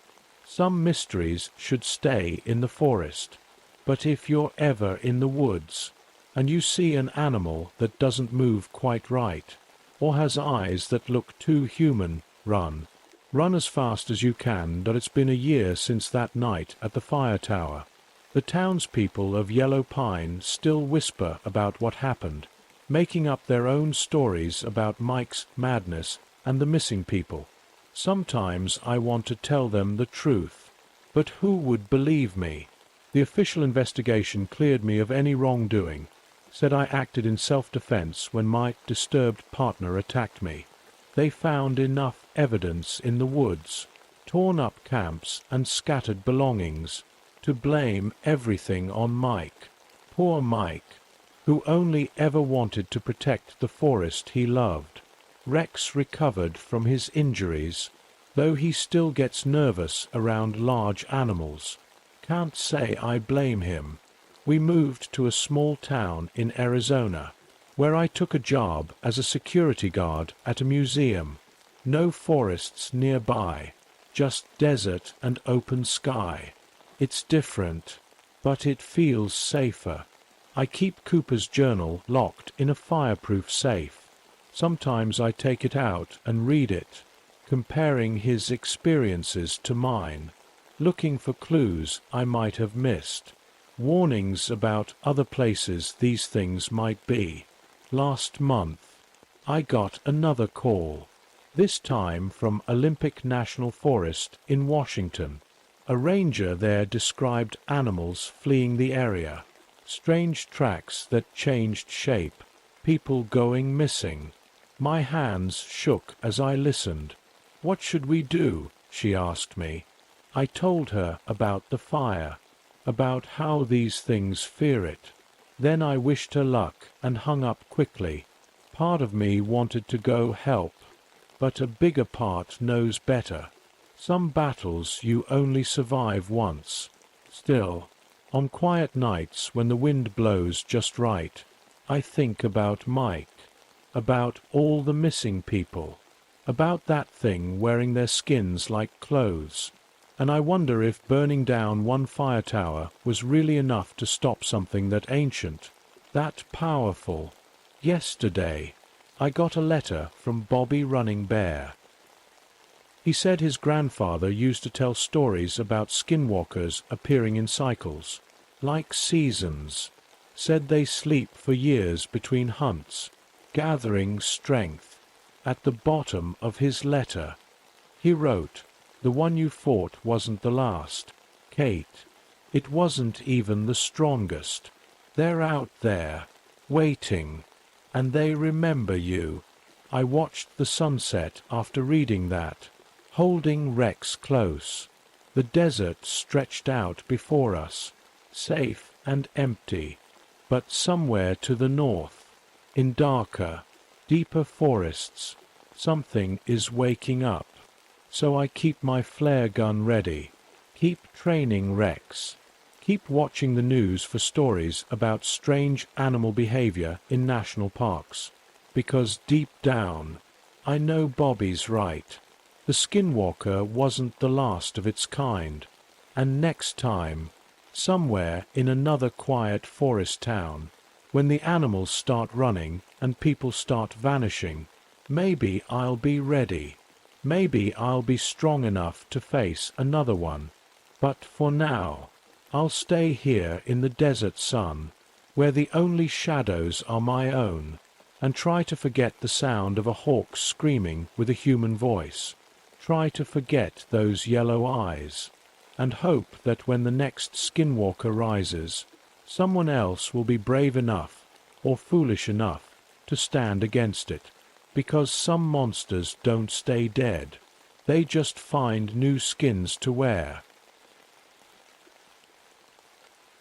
My name is David Anderson, and I've spent my whole life in these woods, just like my father before me, and his father before him. I'm a ranger here in the White Mountain National Forest. The tall pines and winding trails are as familiar to me as the lines on my own hands. I guess you could say being a ranger is in my blood.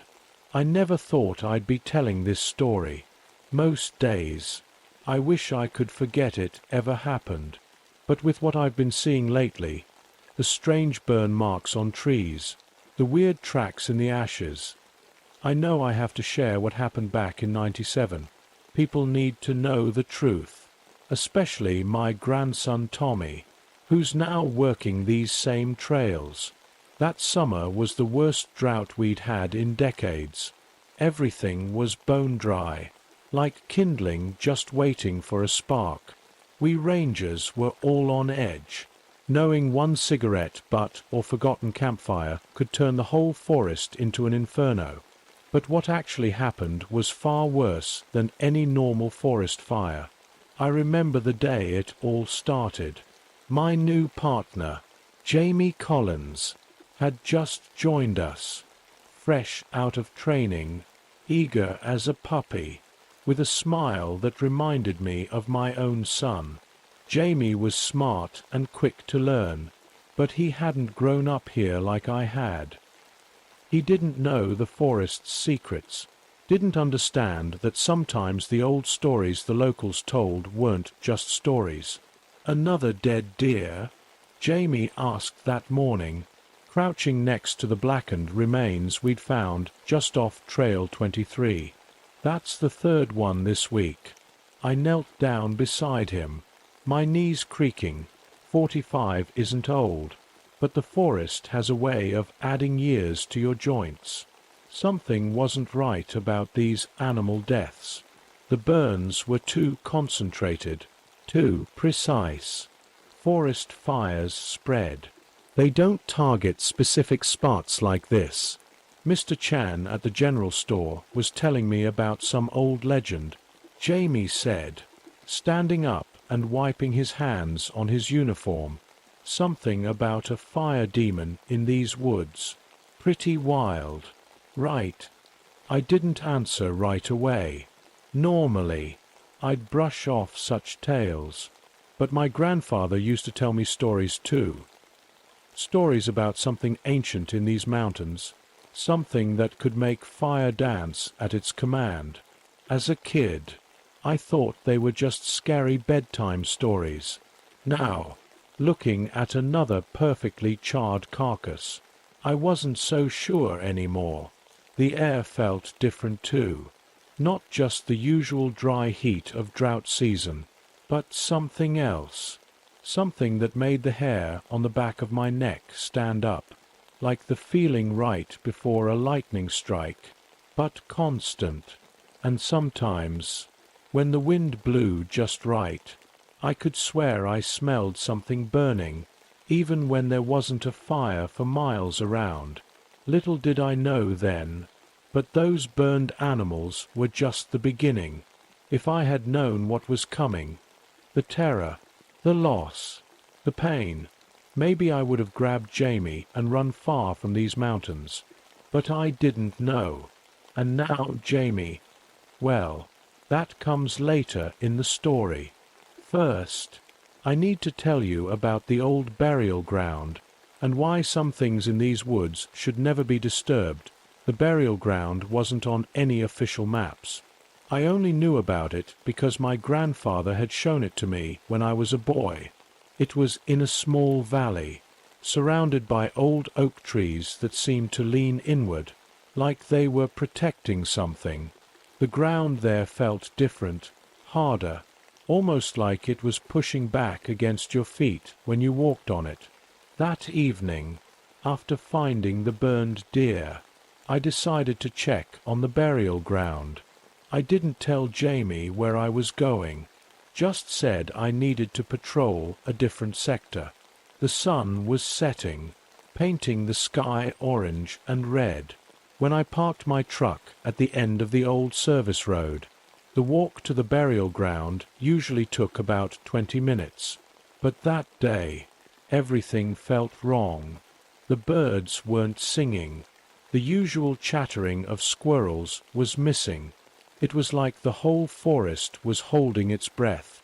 Then I smelled it, that burning smell again, not like a campfire or forest fire. This was different. It reminded me of the time I accidentally touched the electric stove when I was a kid. That sharp, hot metal smell mixed with something else. Something older. I pulled out my flashlight even though there was still some daylight left. The beam caught something moving between the trees ahead. My heart started beating faster, but I told myself it was probably just a deer. We got lots of those, especially at dusk. But deer don't walk on two legs. What I saw next, I've tried to explain to myself 1,000 times. Through the trees, about 50 yards ahead, something tall was moving, taller than any man I'd ever seen. It looked like it was covered in dark fur, but the fur seemed to be moving, like when heat waves rise from hot pavement in summer, but all over its body. I froze. 25 years of ranger experience told me to stay still. Moving might attract its attention. But then the thing stopped and turned. Its head. I couldn't see its face clearly in the growing darkness, but I saw its eyes. They glowed like hot coals in a dying fire. That's when the tree next to it burst into flames. It didn't catch fire slowly like normal. 1 second it was just a regular pine tree. The next it was a tower of fire. The heat hit me like a wall, even from 50 yards away. I stumbled backward, almost dropping my flashlight. The creature, whatever it was, stepped into the flames, but it didn't burn. The fire seemed to bend around it. like it was part of the thing. Then it made a sound, not quite a roar, not quite a scream. It was like the sound of a huge fire consuming everything in its path, but somehow turned into a voice. I ran. I'm not ashamed to admit it.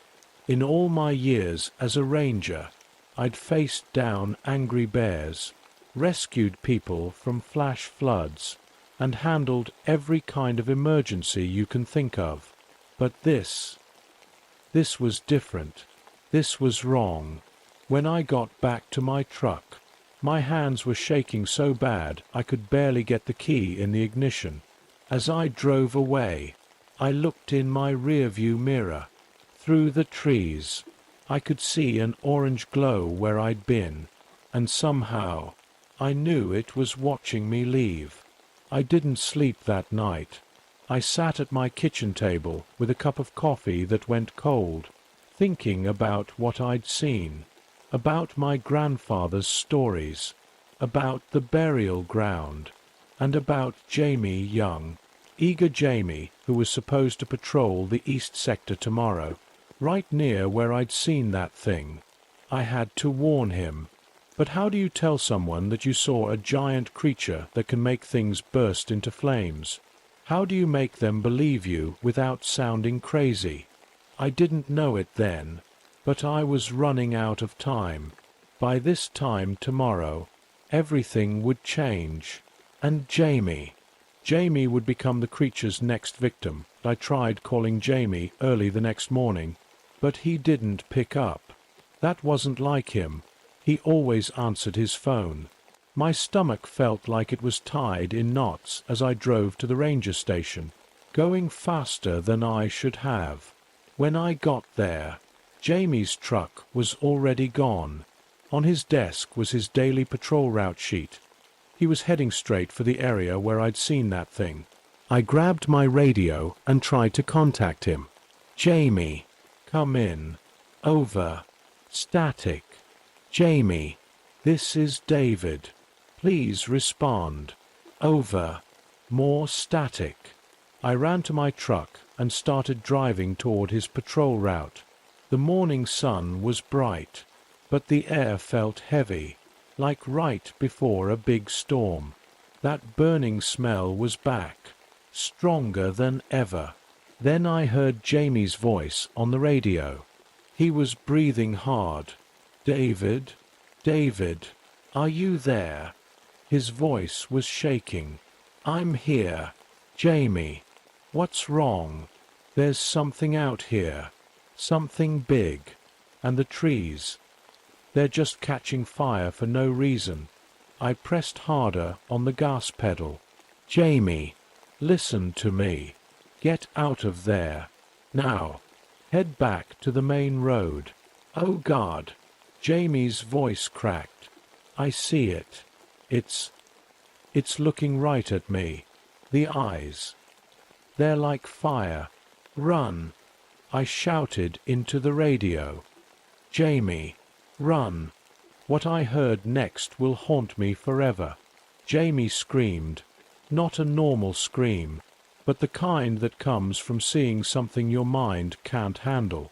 Then there was a whoosh sound, like when you throw gasoline on a fire. The radio crackled with static, then went silent. I found his truck 5 minutes later, parked at the trailhead. The trees ahead were on fire, but it wasn't spreading like a normal forest fire. It was like the flames were forming a circle, trapping something inside. I grabbed my fire extinguisher and ran down the trail, my heart pounding so hard I could hear it over the roar of the flames. The heat was intense, like opening an oven door right in your face. Then I saw Jamie. I don't want to describe what I saw. No one should have to see their friend like that. The ground around him was scorched black, but in a perfect circle, like something had stood over him, and I heard that sound again, that terrible roar that sounded like a living fire. Through the smoke, I saw it. The creature was bigger in daylight, at least 8 feet tall. Its fur wasn't fur at all. It was like looking at dark smoke that had somehow taken solid form. Where its feet touched the ground, small flames sprouted from the dry leaves. It looked at me with those burning coal eyes, and I knew 2 things for certain. This thing had killed my friend, and it wasn't going to stop there. As it took a step toward me, trees burst into flames on either side of the trail. I ran back to my truck, tears streaming down my face from both the smoke and grief. As I drove away, I watched in my mirror as a wall of fire rose behind me, but it wasn't spreading. The creature was controlling it, using it like a weapon. Back at the ranger station, I called for backup, told them we had a major forest fire. But how could I tell them what really happened? Who would believe me? As other rangers and firefighters started arriving, I sat in my office, my hands still shaking, and made a decision. I had to stop this thing. I owed it to Jamie. But first, I needed to understand what we were dealing with. I didn't know it then, but searching for answers would lead me to an even darker truth about what was really happening in our forest. And stopping this creature would cost me more than I ever imagined. The official story was that Jamie died in a forest fire. They had a funeral and everything, but his family wasn't even allowed to see his body. Too badly burned, they said. I sat in the back of the church during the service, knowing the truth but unable to tell anyone. The guilt ate at me like acid. After the funeral, I started digging into the history of our forest. I spent my evenings at the local library, reading old newspapers and town records. Most people thought I was just having a hard time with Jamie's death. They weren't wrong, but they didn't know what I was really looking for. Then I found something in a newspaper from 1932, a story about 3 loggers who died in a mysterious fire. Their bodies were found in a perfect circle of burned ground, just like Jamie, and it happened near the burial ground. I remembered something my grandfather once told me about the burial ground. The old people didn't just bury their dead there. David, they buried their guardians too. I needed to talk to someone who knew the old stories. That's how I found myself driving to see Sarah Whitefeather, an elderly woman who lived on the edge of town. Her great-grandmother had been a medicine woman for the tribe that once lived in these mountains. Sarah was waiting for me on her porch when I pulled up, like she knew I was coming. She was small and wrinkled, but her eyes were sharp as tacks. "You've seen it, haven't you?" she asked before I could even say hello. "The fire walker." My mouth went dry. "The what?" She gestured for me to sit down next to her. "Long ago, my people had guardians, spirits that protected sacred places. The most powerful was the fire walker. It was bound to protect the burial ground of our chiefs and holy people. But why is it killing people now?" I asked. Sarah's face grew sad. "The binding is breaking. Every year, more people come to these mountains. They build houses, cut roads, dig where they shouldn't. The firewalker was meant to protect the burial ground from being disturbed. But now," she shook her head, "now it's like a guard dog that's gotten off its leash. It's still protecting, but it's lost the wisdom to know what's a real threat and what isn't. How do I stop it?" "Stop it?" Sarah looked at me like I was crazy. "You might as well try to stop a hurricane. The firewalker isn't just a creature. It's part of the mountain itself. The only thing that can hurt it is." She stopped talking suddenly and looked up at the sky. Dark clouds were rolling in. even though it had been clear just minutes ago. Water, she whispered. Lots of it. That's why it's been so active during the drought. But be careful, David. The Firewalker isn't evil. It's just doing what it was made to do. If you destroy it, you might destroy something that was meant to protect us all. Thunder rumbled in the distance. Sarah grabbed my arm, her grip surprisingly strong. Listen carefully, she said. If you really want to stop it, you need to go to the reservoir. It's the biggest source of water we have. But you'll only get one chance. And David. Her eyes locked onto mine. It will cost you. The old spirits don't give up their guardians easily. I drove home in the rain that was finally starting to fall. Sarah's words kept running through my head. The reservoir was on the other side of the burial ground. To get there, I'd have to face the Firewalker on its own territory. I looked at the clock. It was almost sunset. Soon it would be dark, and that thing would be out there, burning everything in its path. I needed to end this before anyone else got hurt.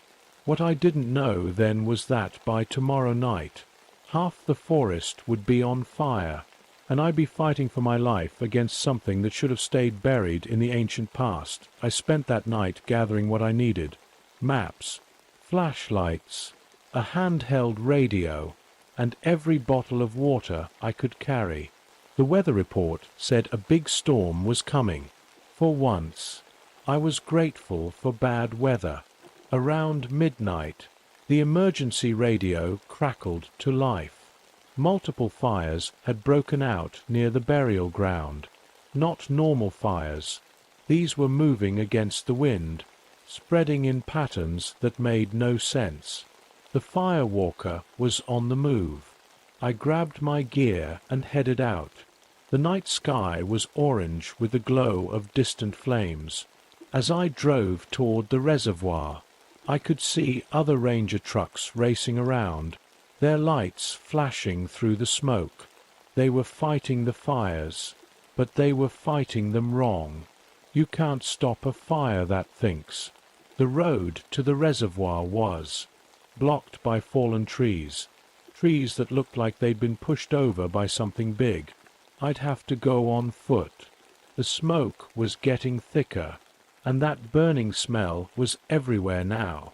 That's when my radio crackled again.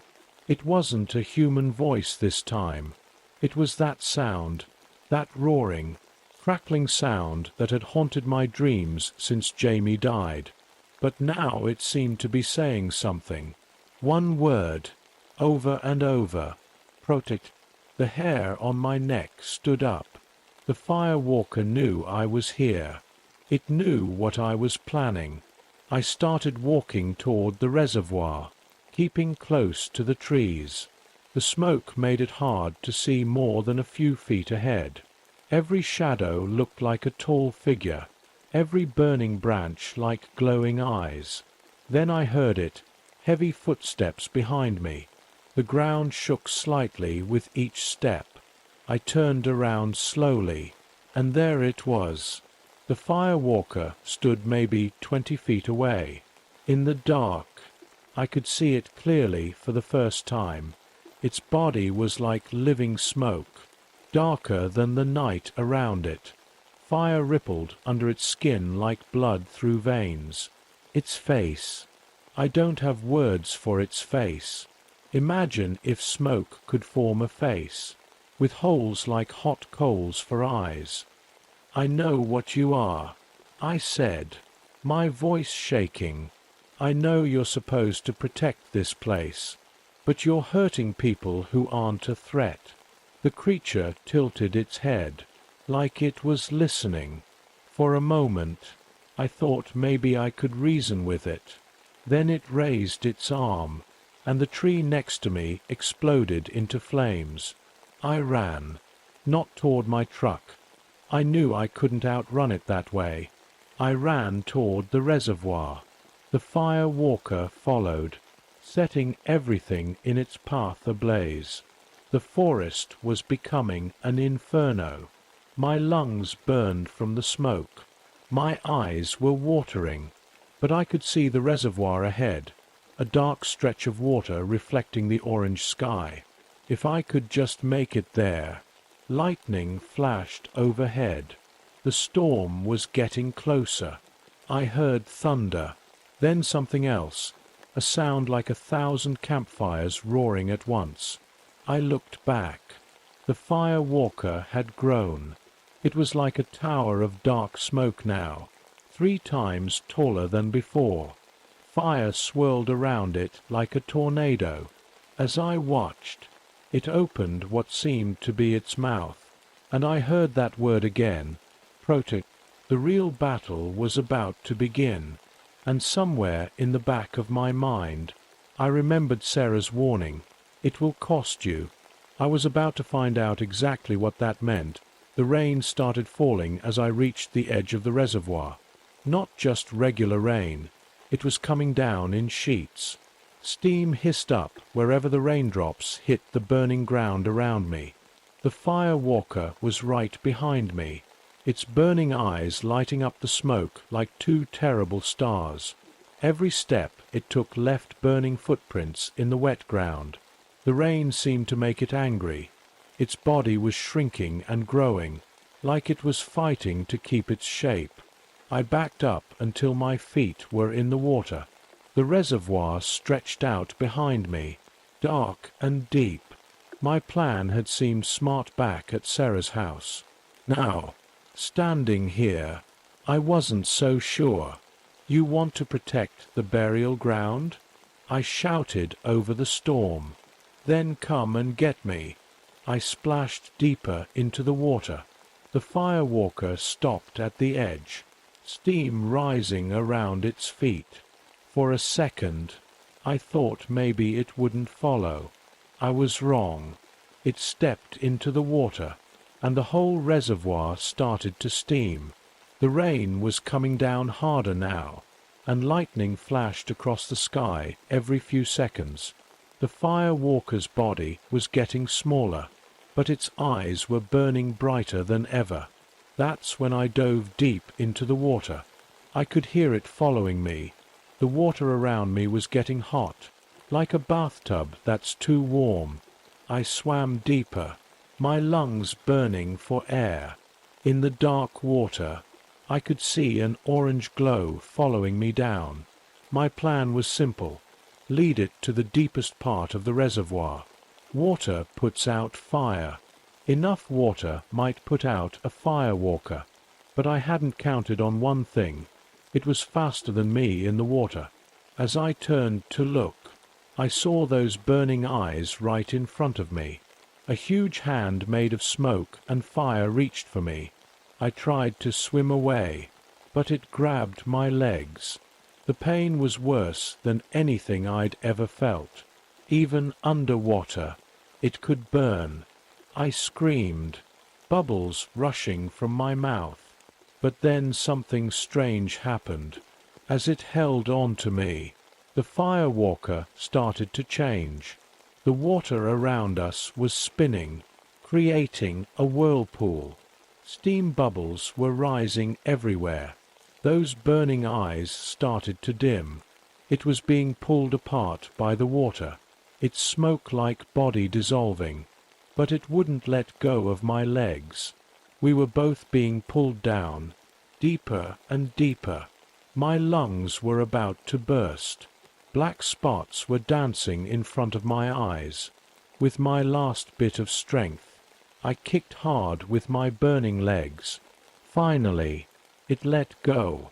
The last thing I saw before I passed out was those coal-bright eyes fading away in the dark water, like stars going out. I woke up 3 days later in the hospital.